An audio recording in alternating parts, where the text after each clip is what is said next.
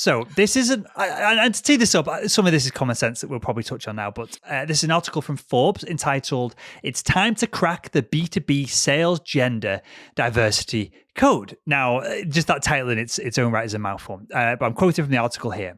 "Although women make up more than half of the global workforce, they represent fewer than 1/3 of all B2B sales and 1/4 of all B2B tech sales roles. And when it comes to the most coveted jobs, again, I don't know how they've defined this. This is subjective. Women only hold 12% of those positions." Now, just as a starting point here, do those numbers surprise you, or that's kind of what I would expect, to be fair?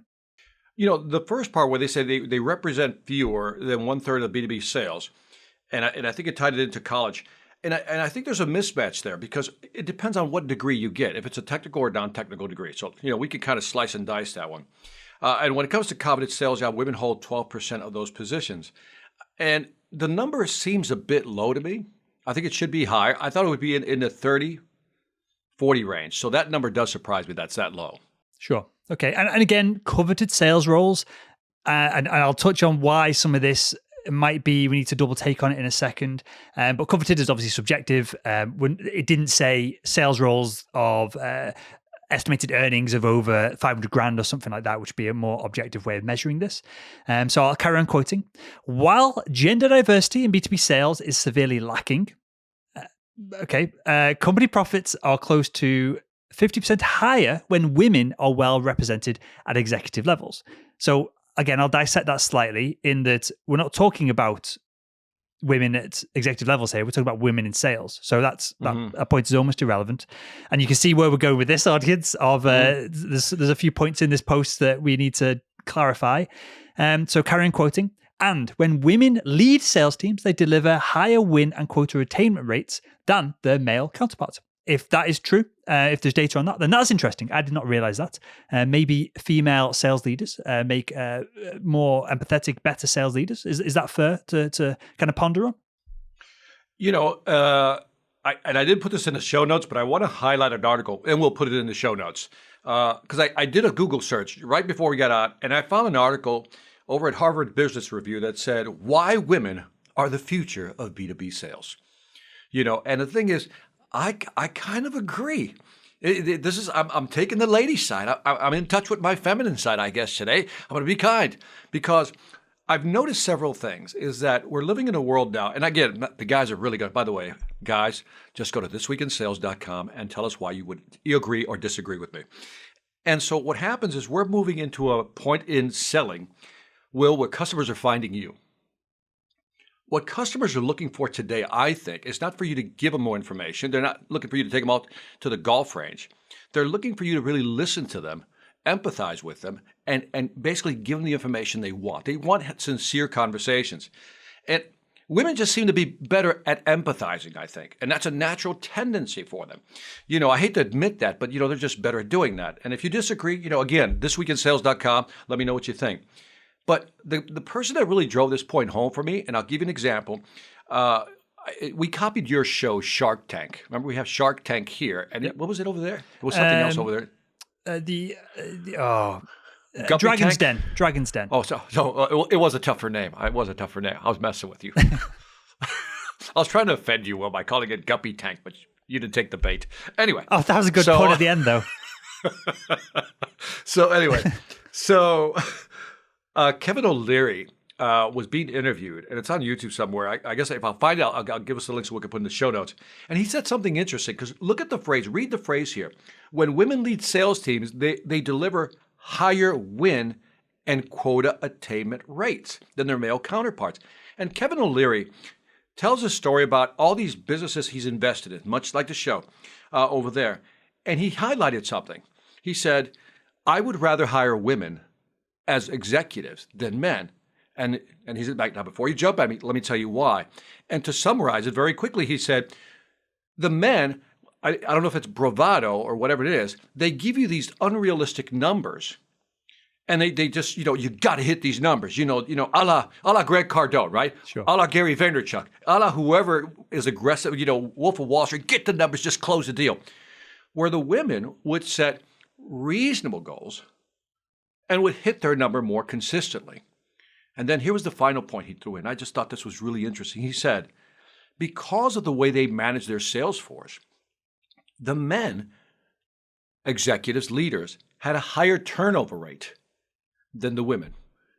And so not only do women drive a more consistent quota attainment rate, he said, but they're also reducing the cost of churn, by keeping employees, improving retention.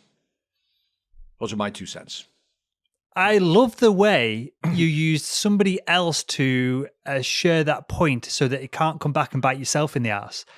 That's correct. That is the sign of a pro right there. And I agree with what you're saying. And look, some of this is difficult to put across when it's two dudes talking about it clearly. Maybe there's the opportunity to have a female sales leader on the show. I'm interviewing the new female sales leader or the female leader over at Challenger Sales soon as well. So perhaps I can touch on some of this with her. But there is tons of data. There's tons of science that show, on a whole, and it's a sliding scale, of course. There can be more empathetic men and less empathetic women, but typically women are more empathetic, men are more aggressive, men are more assertive, and so the old school traditional sale might be more suited to the average bloke. Versus this new way of selling where you do have to listen, you do have to add value up front. You can't just get your pitch and just ram it down someone's throat like what you may be able to, might have been able to do in the past. Maybe there is opportunity for a balancing in the workplace for men and women in these sales roles. But I've also got to juxtapose that with the data, the science that women typically don't go for these kind of roles. Now, correct. We have to account for that. So good point. We have to account for that. It's just a fact. You look at nursing staff. There's no sexism. There's nothing to do from where I'm going at with this. There's just far more women in nursing than there is males. Now, for example, in surgery, doctors, there's far more males than there is women. But when you look at what my partner does, geriatrics, elderly medicine, there's far more women in elderly medicine than there is men. And so there's all kind of balances, there's all kind of things going on here. I don't think the point I'm heading towards here, subtly and gently, so that I don't rile anyone up too much, is I don't feel it needs to be 50-50. There's no reason why it has to be 50-50. As with anything in life, there's a massive gray area in between. And just to conclude this article from Forbes, which is why I was hesitant as I went through it and very careful. I'll quote again. 77% of B2B sales, female sales pros told us that they met or exceeded their sales targets. So all of this data from this article, it all comes from female sales reps and sales leaders. And so how scientific that can be, I don't know, because everyone's biased. Everyone has an opinion. And if you are, like the last company I worked for, there was like 2 women in the whole of the sales team.